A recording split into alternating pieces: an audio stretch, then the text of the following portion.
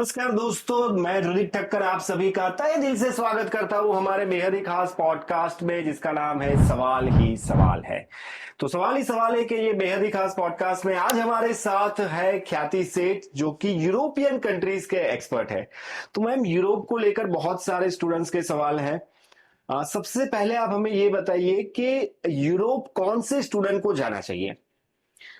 ऐसा कुछ specific criteria नहीं है, सभी Okay. लोग जा सकते हैं। लाइक बिकॉज यूरोपियन कंट्रीज की एजुकेशन सिस्टम ऐसी है ना कि एंड अपॉर्चुनिटीज वहां पे एकेडमिक क्राइटेरिया की बात करूँ तो ऐसा कुछ नहीं है कि कोई ब्रिलियंट बच्चे ही जा सकता है या तो कोई फील्ड के रिलेटेड जा सकता है। नहीं, बहुत सारी ऐसी कंट्रीज है यूरोप में कि जो लाइक अलग अलग फील्ड को लेके फेमस है।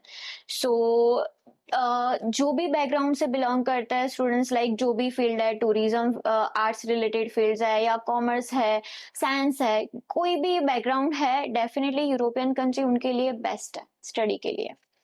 सो यस, कोई भी जा सकता है। कोई भी जा सकता है। Yes, great. तो मैम, 3 रीजन बताइए आप कि स्टूडेंट को यूरोपियन कंट्रीज क्यों सिलेक्ट करनी चाहिए स्टडी के लिए। कौन से ऐसे 3 बहुत बड़े बेनिफिट्स है जो आपको सिर्फ और सिर्फ यूरोपियन कंट्रीज भी ऑफर करती है? ओके, सो इसकी बात करूँ तो सबसे पहले अफोर्डेबल ऑप्शंस। ओके, बिकॉज ज्यादातर बच्चे ऐसे होते हैं कि उनको जाना तो होता है, यस, बट कहीं ना कहीं उनको फंड का इशू होता है कि इतने पैसे कहाँ से लाएंगे। सो बेस्ट ऑप्शंस मिल जाएंगे, अफोर्डेबल है। कितना सेकेंड अफोर्डेबल? में अफोर्डेबिलिटी की अगर हम बात करते हैं तो मेरे पास 5 लाख का बजट है तो मैं क्या यूरोप में पढ़ने के लिए जा सकता हूँ? Definitely, why not. 5 लाख के बजट में भी मैं जा सकता हूँ, कैसे? Okay, so we have Latvia available. Okay, जिनका बजट आप देखोगे ना तो 2 लाख से लेके 4 लाख में आपको मिल जाएगा tuition fees per year. 2 lakh rupees Yes. में, मतलब 2 लाख रुपीस में आप यूरोप पढ़ने के लिए जा सकते हो with quality education. Wow. Yes, लेकिन मैम, ये जो कंट्रीज के नाम आप बता रहे हो, कौन सी कंट्री बताइए आपने? लैटविया हो गया, लिथुआनिया है। तो ये तो बहुत छोटी छोटी कंट्रीज होगी, उसमें मतलब वो अपॉर्चुनिटी स्टूडेंट्स को मिलेगी। चलो, पढ़ाई तो आपकी हो जाती है, लेकिन फिर अगर हम वर्क अपॉर्चुनिटीज की बात करते हैं, क्योंकि अगर हम विदेश पढ़ाई करने के लिए जा रहे हैं, राइट, सो करियर स्टूडेंट्स के लिए सबसे ज्यादा इंपॉर्टेंट रोल प्ले करता है। तो क्या वो करियर बना पाएंगे ऐसी कंट्रीज में? Okay, so first of all career बनाने के लिए उनको प्रॉपर एजुकेशन लेना इम्पोर्टेंट है, राइट।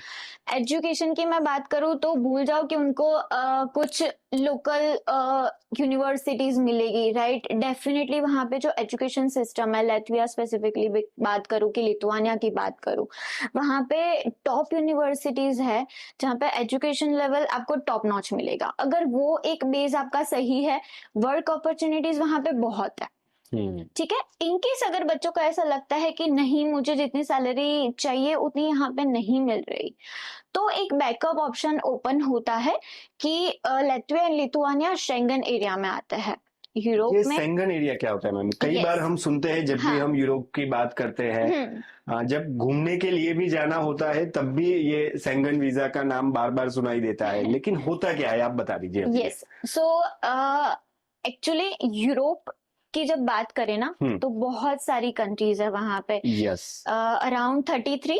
ओके, उसमें से अभी देखे ना तो कुछ कंट्रीज ऐसी है 3-4 कि जैसे कि अभी यूके की बात करें तो वो अलग हो गया है, राइट। वो अभी यूरोप का पार्ट नहीं रहा, यूरोपियन यूनियन का पार्ट नहीं रहा है। यस, जब आयरलैंड की बात करूंगी तो वो यूरोपियन यूनियन का पार्ट है, बट वो शेंगन में काउंट नहीं होता, राइट। सो अभी इतना डिटेल में तो मैं नहीं समझाऊंगी बिकॉज बहुत सारी कंफ्यूजन हो जाएगा। yes. बट सिंपल लैंग्वेज में बोलूं कि बहुत सारी यूरोपियन कंट्री है, ज्यादातर जैसे कि 29 कंट्रीज है, वो शेंगन का पार्ट है। कुछ नाम आप बता दीजिए। जैसे कि फ्रांस हो गया, अच्छा, फ्रांस इज जर्मनी हो गया, फिर हंगेरी है, ग्रीस है, डेनमार्क है, फिनलैंड है, फिर स्विट्जरलैंड है, लग्जमबर्ग है, लैटविया जो मैंने अफोर्डेबल ऑप्शन की बात की, लिथुआनिया है। बहुत सारी कंट्रीज है कि जो शेंगन में आती है, okay, right.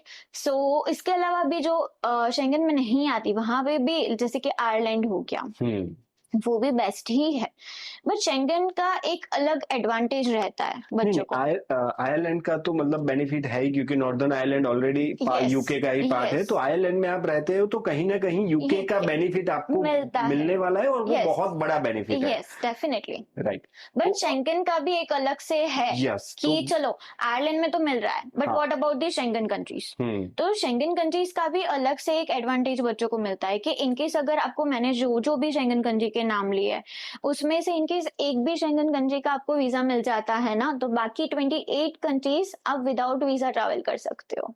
Isn't it great? अच्छा, मतलब मुझे ये आपने बताया, कौन सा नाम था ये? Latvia, Lithuania, Germany. Yes, Latvia का अगर मुझे वीजा मिल जाता है तो मैं फ्रांस में, जर्मनी में कहीं पे भी घूमने जा सकता हूँ। डेफिनेटली। काम करने के लिए जा सकता हूँ। हाँ, अभी इसमें ऐसा है कि जैसे कि हमने लैटविया की वर्क अपॉर्चुनिटी की बात की, एंड बच्चे को ऐसा लग रहा है कि मुझे अब इससे भी ज्यादा कमाना है, तो बच्चे को सिर्फ वहां पे जॉब सर्च करनी है दूसरी कंट्री में। अगर उसको कोई कंपनी में से ऑफर मिल जाता है तो आप वहां पे जाके उसका वर्क परमिट के लिए अप्लाई कर दो, इजी है। ओके, क्योंकि आप घूमने के लिए तो जा ही सकते हैं, तो उसके बाद अगर वहां की कंपनी में अगर आप जॉब फाइंड कर लेते हैं और अगर वहां की कंपनी आपको एक्सेप्ट कर लेती है, तो आपके लिए काफी रास्ते आसान हो जाते हैं। लेकिन ओवरऑल अगर हम बात करते हैं किसी भी यूरोपियन कंट्रीज की हम बात करते हैं, तो वहां पे वर्क अपॉर्चुनिटी क्या है? चलो स्टडी तो मान लिया कि बहुत ही अफोर्डेबल स्टडी आपको वहां पे मिल जाता है, लेकिन what after the study? After the study work opportunity के ऑप्शंस आपके पास क्या रहेंगे? पोस्ट ग्रेजुएट वर्क परमिट वगैरह मिल जाता है? डेफिनेटली सर, अभी इसमें बोलूं ना तो मिनिमम 6 मंथ तो है ही। इससे ऊपर बात करें तो मेजरली सारी कंट्रीज 1 ईयर का जॉब सीकर वीजा आपको देती है। और उससे भी ऊपर की बात करूं तो फ्रांस है जो 2 इयर्स का देती है, जर्मनी है 18 मंथ्स का मिलता है। अभी 18 months is like more than enough time to like search for a job, right? कि आप जॉब इतना टाइम तो आप आराम से सर्च कर सकते हो।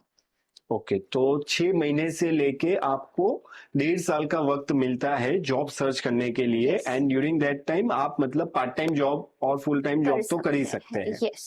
ओके, तो अगेन ये पार्ट टाइम जॉब की जब भी बात आती है और खास तौर पे यूरोपियन कंट्रीज की बात आती है, तो वहां पे एक चीज आ जाती है, वो है लैंग्वेज बैरियर।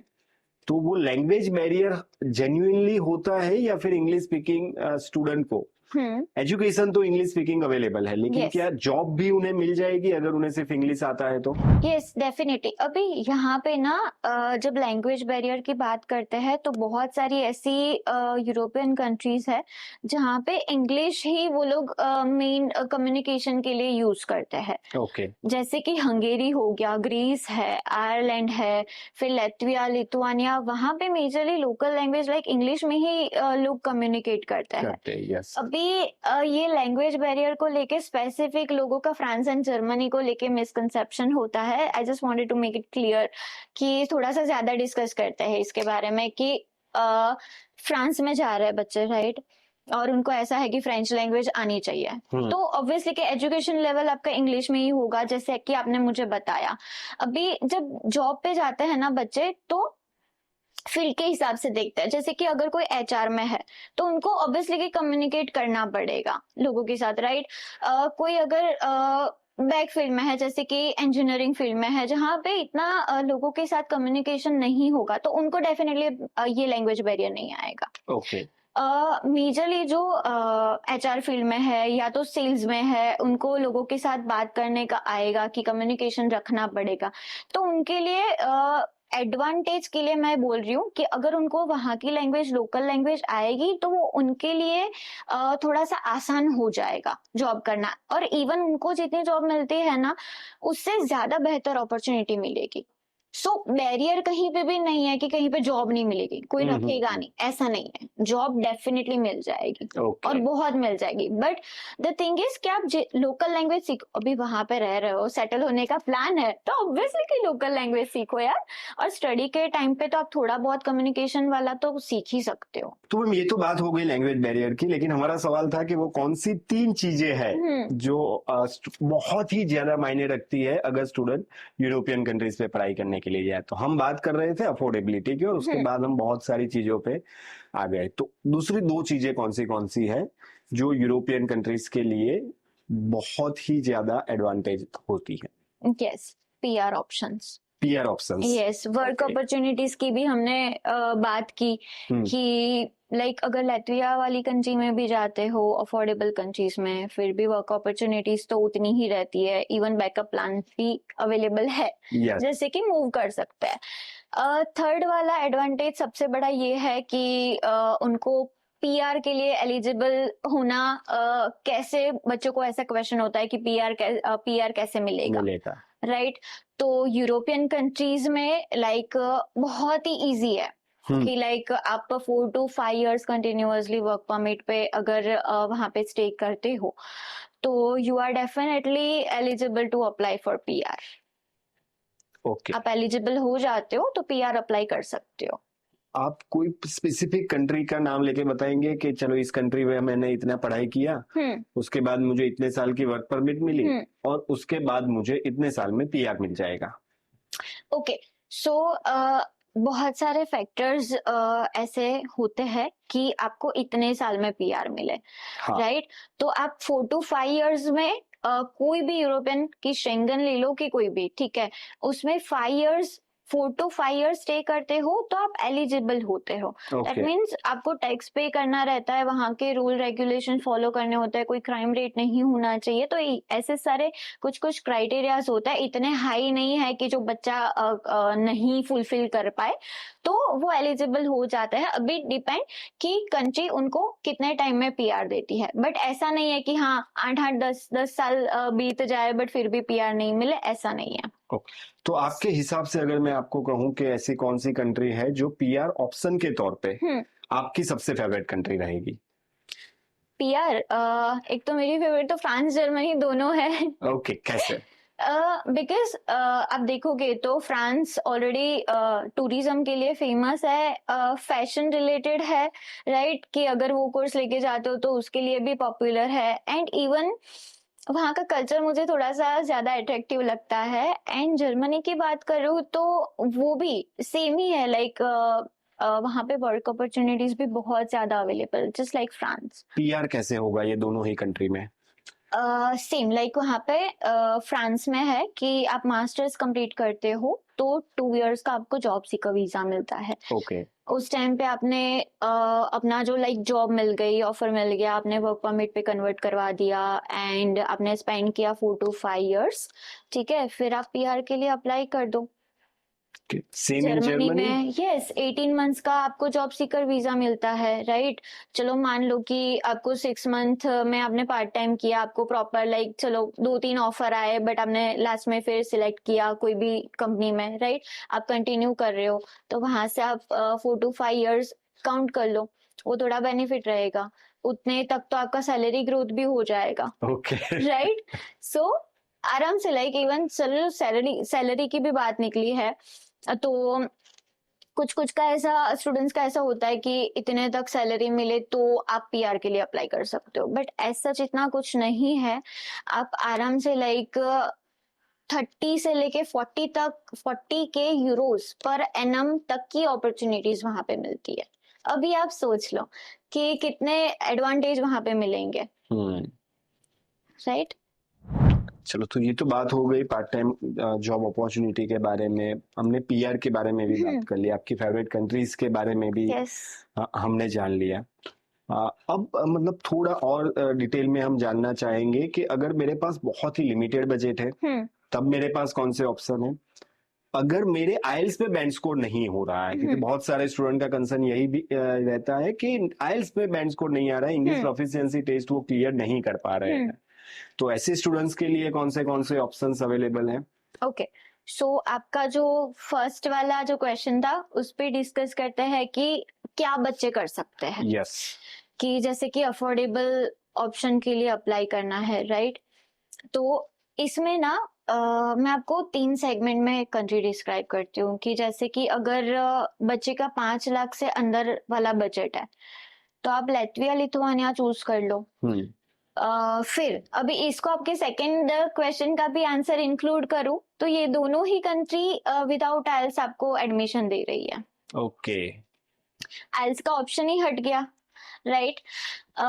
फिर अगर कोई बच्चे का इतना बजट है कि जो 7-8 lakhs में जाना चाहता है, राइट, तो आप हंगेरी देख सकते हो, ऑस्ट्रिया देख सकते हो, राइट, ग्रीस में भी बहुत सारी अपॉर्चुनिटीज है, फिर माल्टा है, वो सारी कंट्रीज है जो अंडर 8 lakhs आती है। अभी हंगेरी में भी अलग अलग है, जैसे कि 5 लाख वाले भी ऑप्शन अवेलेबल है, 6 लाख भी है, 7 lakhs भी है, तो उसमें तो ज्यादा ऑप्शंस अवेलेबल है। और सेकेंड थिंग कि ये सारी की सारी कंट्रीज MOI पे एक्सेप्ट कर लेगी, इसमें भी आइल्स की रिक्वायरमेंट नहीं है। Yes. अभी आते हैं कि जिनका एटलीस्ट 10-12 लाख तक का बजट हो, मैं तो ज्यादा 15 लाख से ऊपर भी नहीं बोल रही हूँ, बस 10-12 लाख बोल रही हूँ, तो उनके लिए जो ज्यादातर फेमस है फ्रांस, जर्मनी, तो उसमें भी अप्लाई कर सकते हैं। एंड फ्रांस की बात करूं तो MOI पे एक्सेप्ट करते हैं, वहां पे भी आइल्स की रिक्वायरमेंट नहीं है। रही बात जर्मनी की, तो वहां पे आइल्स की रिक्वायरमेंट है, बट बहुत ही लाइक मिनिमल है, लाइक 6 या तो 6.5 कुछ यूनिवर्सिटीज में, तो इतनी ज्यादा भी नहीं है, राइट। तो इस हिसाब से होता है। अभी आयरलैंड की बात करूं तो उसमें भी आइल्स की रिक्वायरमेंट है, बट सामने बजट भी अफोर्डेबल ही रहेगा, लाइक फ्रांस एंड जर्मनी के जैसे कि 10 लाख से लेके 12-13 लाख।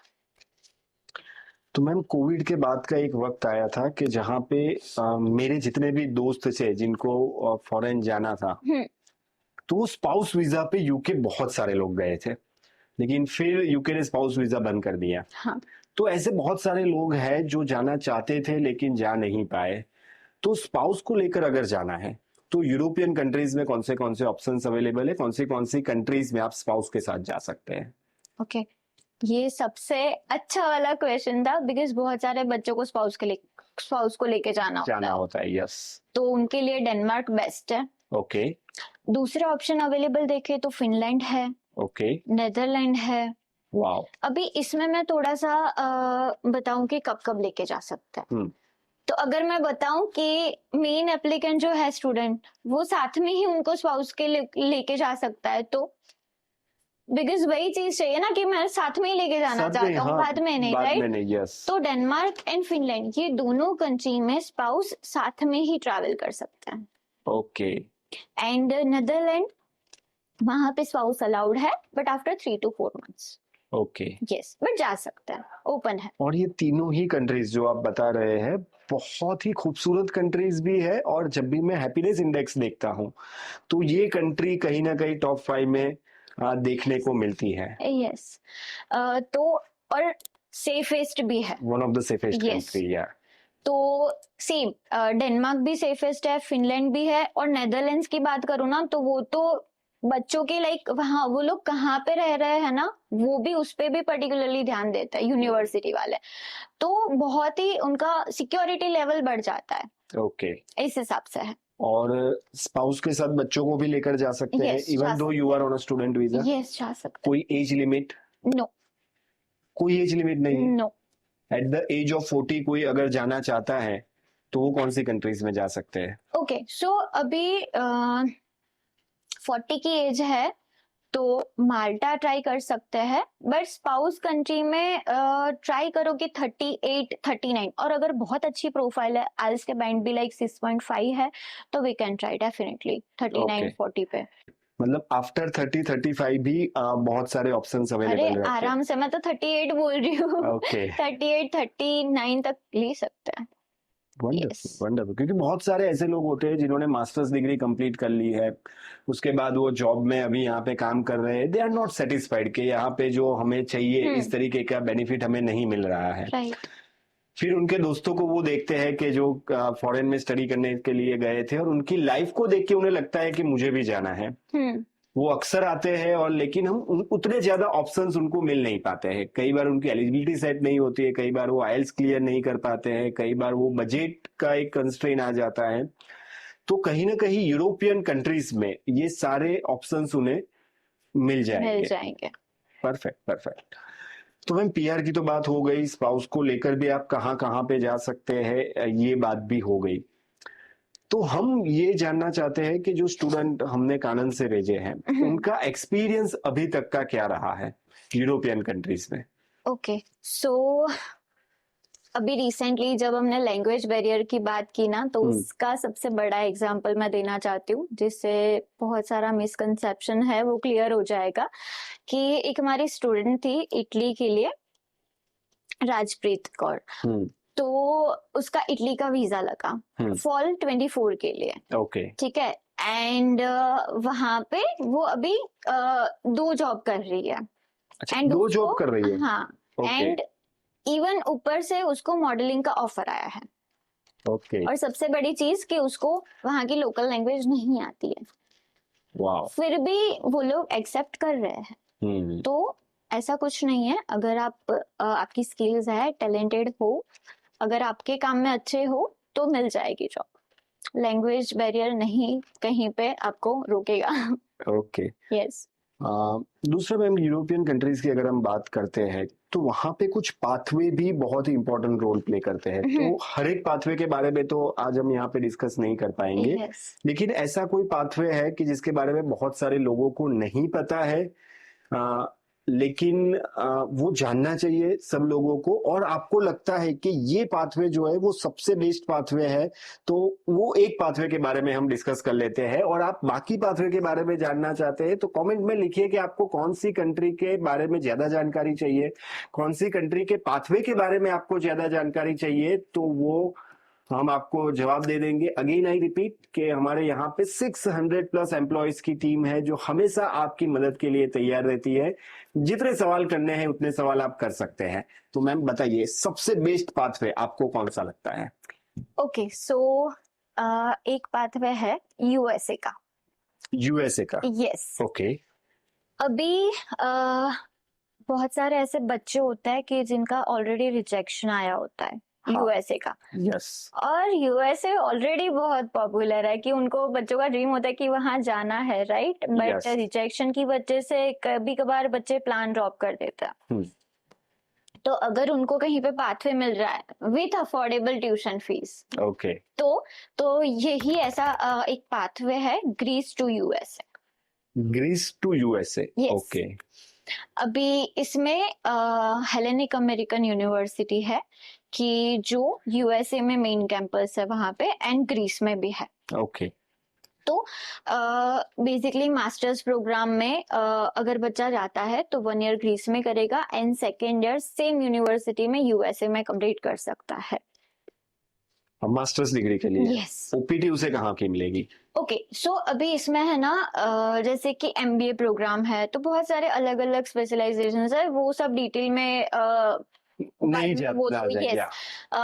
बट अगर उसमें स्टेम कोर्सेज होता है केस, राइट। सो स्टेम कोर्स में आपने जैसे ओपीटी की बात की, तो एमबीए इन डिजिटल मार्केटिंग जो स्टेम कोर्स प्रोवाइड कर रही है ये यूनिवर्सिटी, वहां पे अगर वो 2nd ईयर ये कोर्स लेके यूएसए जाता है तो उसको 3 ईयर की ओपीटी मिलेगी। इवन तो 1 साल उसने ग्रीस में किया हुआ है और सिर्फ 1 ही साल यूएसए में किया हुआ है, इवन तो उसे 3 साल की ओपीटी मिल जाएगी। वाओ। एंड ऐसा नहीं है कि यही सिर्फ स्पेसिफिक कोर्स में उनको जॉब सीकर वीजा मिले, बट दूसरे में भी ऑप्शंस अवेलेबल है। जैसे कि अगर एमबीए इन पीपल मैनेजमेंट लेके भी अगर बच्चा जाता है तो भी वहां पे 1 ईयर की तो एटलीस्ट मिलती है। वो तो रूल्स के हिसाब से, अगर स्टेम है तो आपको 3 इयर्स की मिलेगी, अदरवाइज 1 साल की मिलेगी। लेकिन ये आइडिया होता था कि 2 साल की मास्टर्स डिग्री करते हैं तब जाके आपको मिलता था, लेकिन यहाँ पे 1 साल आपने ग्रीस में भी किया हुआ है, उसके बावजूद भी आपको ये बेनिफिट्स मिल रहे हैं। ओके।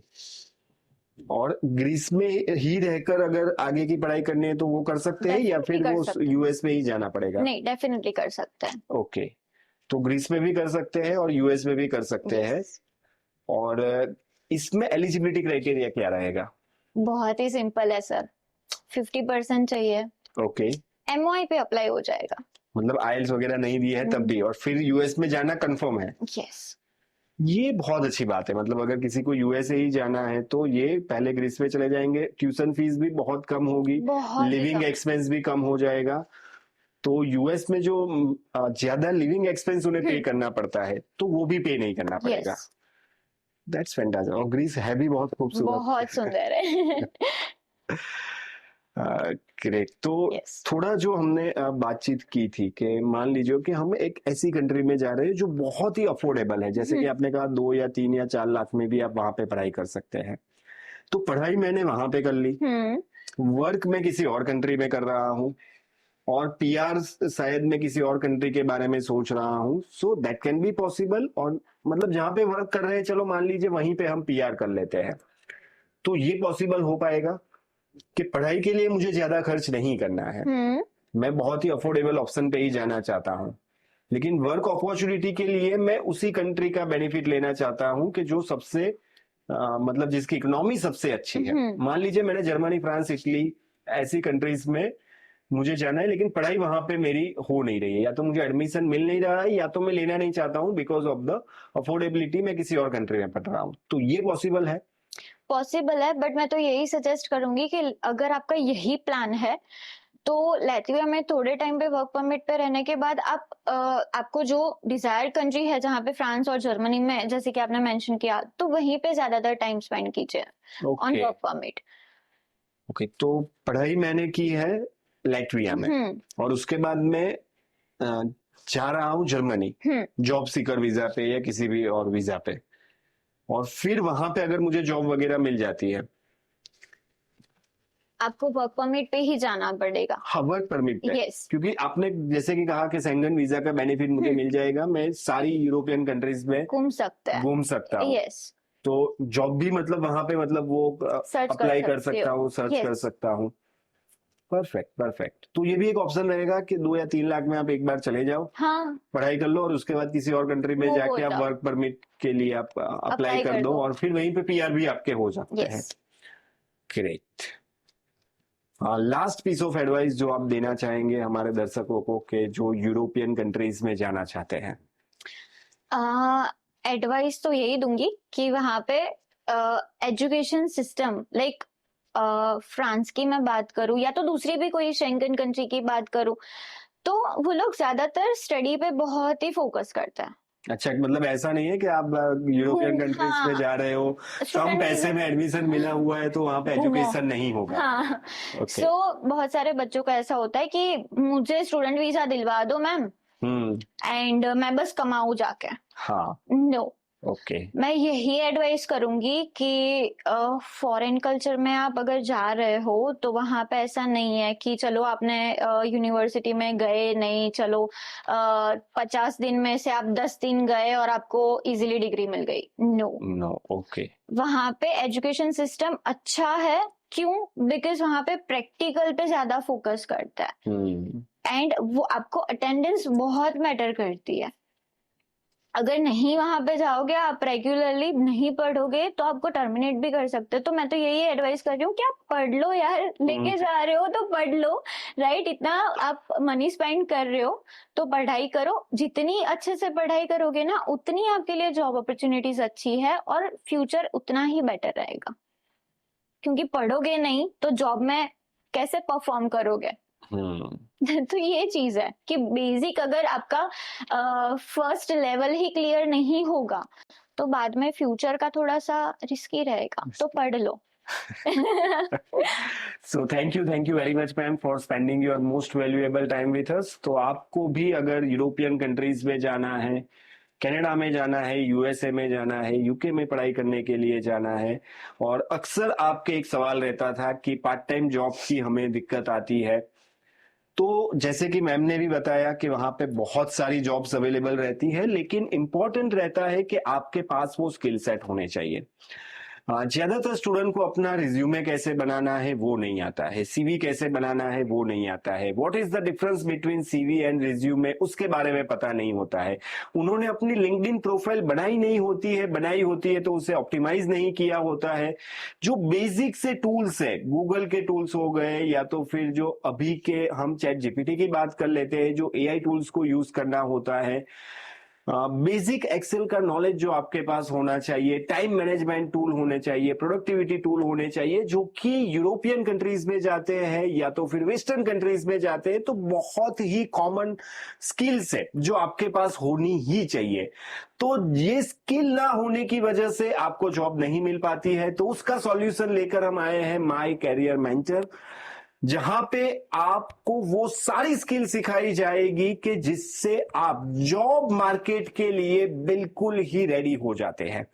चाहे वो गूगल सूट की बात हो जाती है, चाहे वो टाइम मैनेजमेंट टूल्स की बात हो जाती है, चाहे कम्युनिकेशन स्किल की बात हो जाती है, प्रेजेंटेशन स्किल की बात हो जाती है, यहां तक कि जो बेसिक डिजाइनिंग स्किल है, कैनवा पे आप किस तरीके से सारी चीजें कर सकते हैं, विद इन 5 to 10 मिनट्स में आप आपका प्रेजेंटेशन कैसे रेडी कर सकते हैं। तो ये सारी चीजों के बारे में आपको सिखाया जाएगा। आपका रिज्यूमे कैसे बनाना है, आपकी लिंक्डइन प्रोफाइल भी यहाँ पे आपको बनाने के लिए कहा जाएगा, और आपको कैसे उसे ऑप्टिमाइज करना है, सारी चीजों के बारे में बहुत ही डिटेल में डिस्कशन होने वाला है। तो आप अगर इस प्रोग्राम के बारे में ज्यादा जानकारी चाहते हैं तब भी आप हमें माई करियर मेंटर कमेंट में लिख दीजिए, हमारी टीम सामने से आपका कांटेक्ट करेंगे और आपको बताएंगे। और ऐसे ही खास पॉडकास्ट के लिए लगातार देखते रहिए कानन वीजा इनसाइट्स, और अगला पॉडकास्ट आप किस टॉपिक पे चाहते हैं ये भी आप हमें कमेंट करके बता सकते हैं। So again thank you very much for spending your most valuable time, and all the very best for your bright and enlightened future. Thank you very much.